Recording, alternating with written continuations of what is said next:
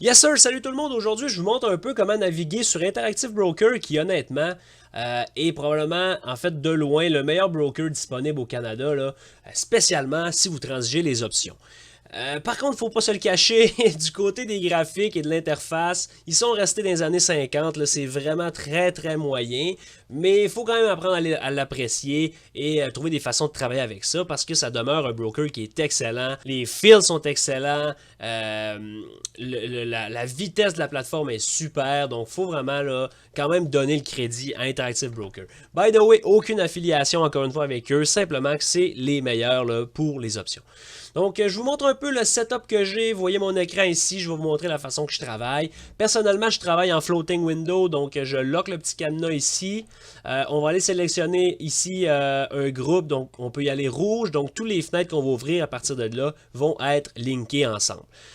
Si vous voulez, exemple, vous faire un deuxième setup, ben là, vous devez changer la couleur du lien. Dans mon cas, pour aujourd'hui, on va, pour l'exemple, on va rester avec le rouge. On va premièrement ouvrir l'option chain, qui est très très important, évidemment. C'est là-dessus qu'on va choisir nos contrats. Petit détail qui peut être pertinent, si vous n'avez pas une grosse machine, que vous n'avez pas un ordi qui est quand même performant, je vous conseille d'aller limiter le nombre de strike price qu'on affiche. Vous voyez ici, là, ça va calculer la totalité des strike price disponibles. Là, on est sur Ford, on pourrait regarder exemple Spy, qui en a vraiment, vraiment beaucoup. Donc, si vous mettez All Strike, vous allez probablement manger de la mémoire un peu et peut-être perdre la vitesse ailleurs. Donc, je vous invite à aller mettre, disons, 10 strikes ou on peut mettre 25. Mais honnêtement, avec 10 strikes, vous êtes amplement correct là, pour transiger votre day trading. Donc, Option Chain, c'est là qu'on choisit nos contrats. Donc, assez simple. On a, en fait, je ne vais pas entrer encore une fois dans les détails. On n'est pas là pour ça. Je suis juste là pour vous présenter mon setup. Donc, l'option chain est là. Deuxième étape, qu'est-ce qu'on veut ajouter? Évidemment, un graphique. Écoutez, on va s'ajouter un graphique. On va y aller avec chart. On peut prendre la thumbnail ou la chart. Personnellement, je vais y aller avec la chart.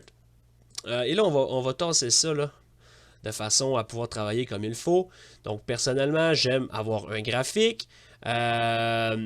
On peut même le mettre plus gros, là. Vous comprendrez que on n'est pas, c'est pas l'idéal sur un simple écran. J'ai quand même un setup qui est un peu plus grand. Mais pour le bien de l'exemple, je pense que c'est pertinent. Donc, vous voyez le SPY ici, les deux sont linkés, assurez-vous. Donc, si exemple, on clique sur les calls, les contrats calls load et vous allez avoir tout ça. Personnellement, j'aime bien utiliser la fonction ici, là, le crosshair. On est capable d'avoir un petit peu une meilleure idée où ce qu'on est. Deuxième chose importante, bougez ça ici pour vous donner de la place. Honnêtement, il n'y a rien de pire que de ne pas être en mesure de voir là, où est-ce qu'on peut s'en aller. Donc, quand je vous parle que les charts sont moyennes, ça, c'est une autre fonction que j'aime pas beaucoup. Qu'est-ce qui est intéressant lorsqu'on transige les options, c'est qu'on ne regarde pas nécessairement beaucoup cette chart-là, qui est la chart des contrats. Personnellement, le moins possible au final, parce qu'on a un plan sur le stock et non sur le contrat. Donc oui, on va placer nos ordres d'avance. On peut regarder notre target, combien de pourcents. Donc ça, c'est quelque chose que je vous recommande.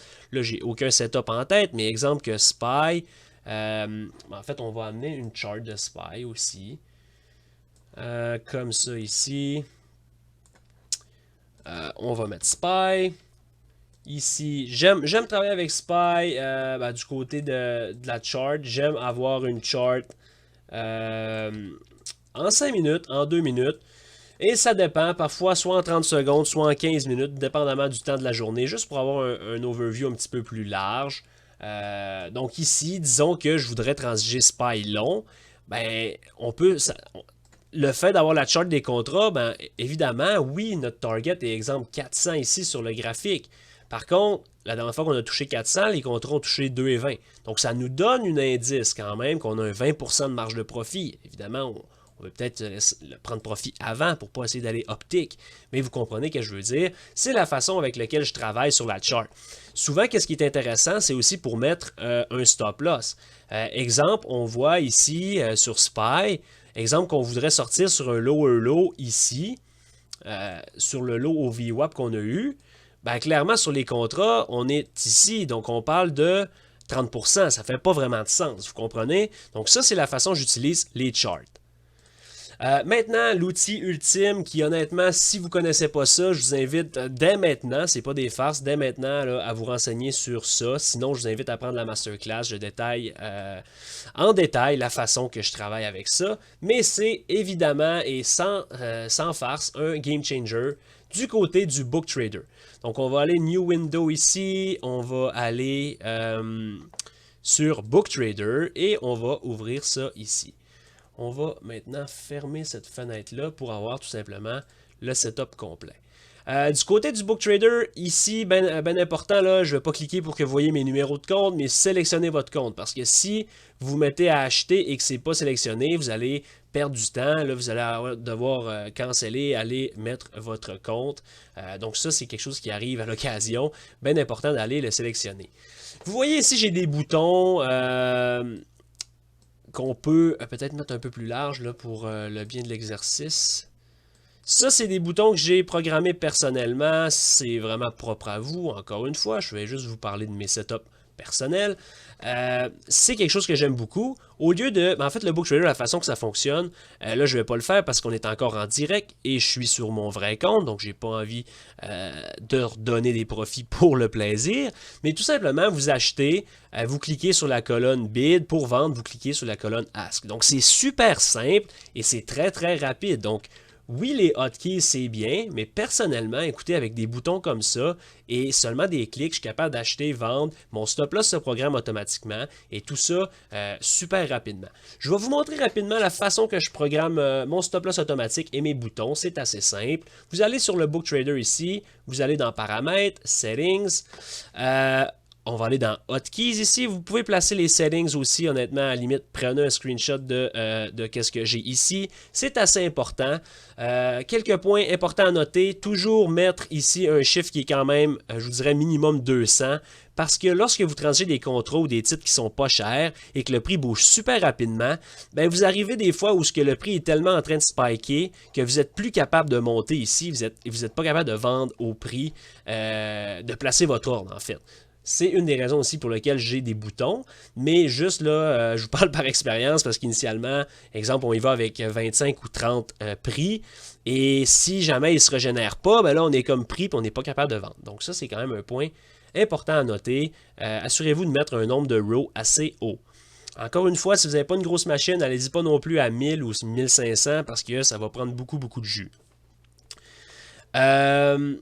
Autre chose, décocher Jump to Order qui est quand même assez important, sinon c'est très tannant, là, ça se met à spiker. Il y a comme un display auto scroll countdown, ça, bien important de ne pas le cocher, sinon vous allez aussi trouver ça un petit peu plate.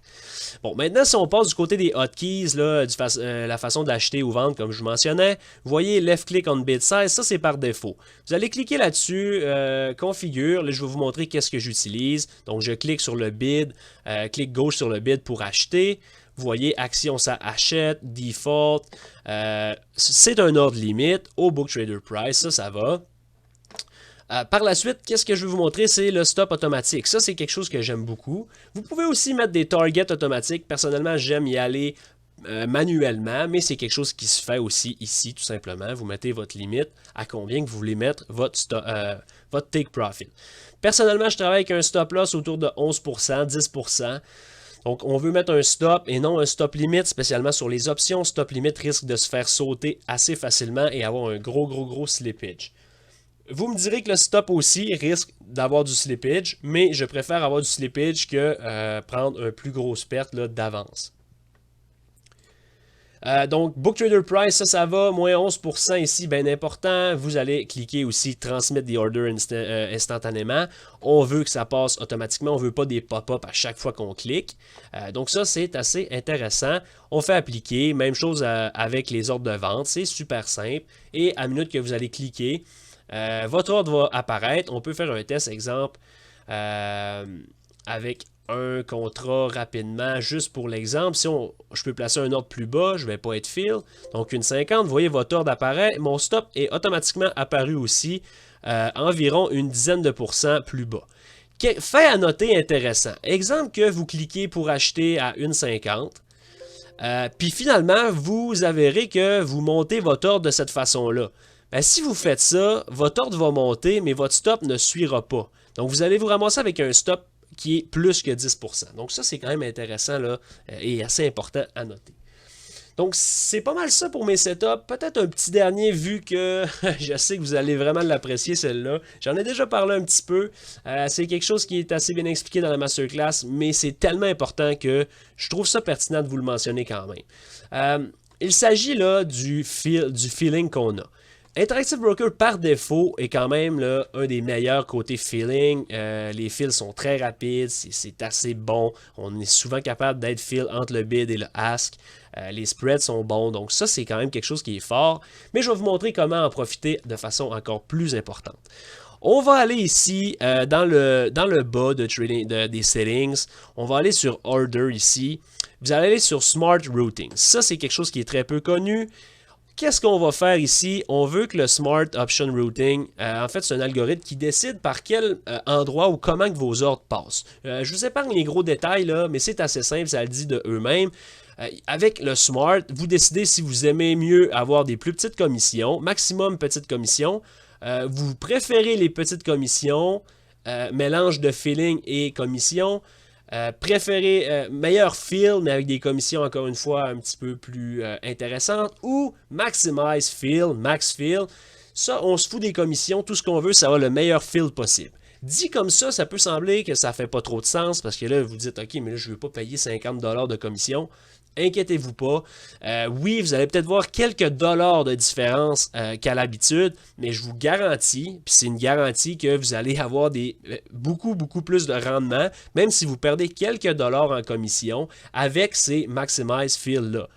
Qu'est-ce que ça fait? C'est que ça veut dire que, exemple, que vous placez un ordre ici, là c'est sûr que je suis sur SPY. Donc, il n'y a pas de spread entre le bid et le ask, ou presque. Par contre, lorsqu'exemple, on transige rapidement, exemple qu'on regarde Coinbase, et qu'on veut transiger Coinbase. Vous voyez l'écart entre le bid et le ask. Si je place mon ordre au bid, je ne serai jamais fill. Tandis que si vous placez votre ordre, là c'est sûr qu'on est en après-midi, là ça ne bouge pas beaucoup, mais si vous avez placé max fill, vous allez probablement avoir beaucoup plus de chances d'être fill si vous cliquez au milieu, ou même si jamais ça bouge activement et vous cliquez au bid, et que finalement, boum, on a un mini dip, vous allez être fill. Même chose lorsque vous vendez. Si vous placez votre ordre d'avance, parfois sur un pop, vous allez immédiatement être fill et le prix va retracer. Donc, c'est vraiment quelque chose qui fait une différence et qui est très peu connu. Donc, Maximize Fill. Et une fois que c'est seté comme préférence, vous devez par contre aller l'ajouter sur chacune des façons que vous placez vos ordres. Exemple que vous y allez, comme tantôt, avec les hotkeys. Ici, on avait acheter limite. On va aller sur configurer, customize. Algorithme ici, destination, il faut aller mettre Smart. Sinon, par défaut, ça ne fonctionnera pas. Vous mettez Smart, vous acceptez ça. Et si jamais vous voulez y aller avec les boutons, ben c'est la même chose. Vous devez y aller sur Edit, Destination, Smart. Vous devez le mettre sur, exemple que vous transigez avec l'Order Entry, vous devez le mettre sur Order Entry aussi. Donc ça, c'est quelque chose d'assez peu connu et je vous invite vraiment à aller voir ça. Tant qu'à être sur les boutons, je vous en parle rapidement. C'est des boutons qu'on se fait manuellement. Vous pouvez faire n'importe quoi. Personnellement, j'aime ceux-là. Ça me permet, comme je vous dis, sell 15%, mettons. À la minute que je suis en position, je clique, je mets mon nombre de contrats que je veux, vendre 15% et mon ordre va se placer automatiquement. Donc ça me permet, comme je disais tantôt, j'ai pas de bracket order, j'ai pas de take profit automatique, mais j'aime le mettre manuellement avec ces boutons-là. Donc sell limit, view market, c'est assez rapide. Un clic, toc, on est filled et voilà, on espère que ça fonctionne. Donc, c'est mon petit overview pour mon setup de Interactive Broker. Écoutez, vous n'avez pas besoin de grand-chose, là. Une chart, un option chain, un book trader. Si jamais vous êtes un peu plus old school puis que vous voulez y aller avec l'order entry, ben il n'y a pas de problème avec ça non plus. J'aurais tendance à dire que c'est vous, c'est vous les pires, mais bon, ça, c'est vos affaires. Quelque chose qui est intéressant aussi, là, c'est si on vient ici, on va rouvrir Interactive Broker, donnez-moi un instant. New Window, on va y aller avec Order Management ici. On peut aller sur Trade Summary. Il vient d'ouvrir ici. On va fermer ça. Donc, Trade Summary, là, vous voyez, j'ai aucun trade sur ce compte-là. Je vais le rapetisser pour... bon, anyway. Donc, vous voyez, lorsque vous allez être en transaction, vous allez voir le sommaire, ben, vous allez voir votre PNL. Les trades ici, vous allez voir l'heure, le compte, la commission, etc. Donc, ça, c'est quand même quelque chose d'assez intéressant. Donc, ça fait pas mal le tour. Maintenant, vous avez vu TradingView, comment mon TradingView est setupé. Vous avez vu mon Interactive Broker rapidement. Je vous invite très, très fortement là, à continuer vers les prochaines vidéos qui rentrent un petit peu plus en détail vers mon système, comment que je transige. Et évidemment, si vous voulez aller un petit peu plus loin dans votre compréhension de mes settings, tout ça est inclus aussi dans la masterclass. Je vous souhaite une excellente fin de journée et on passe aux prochaines vidéos.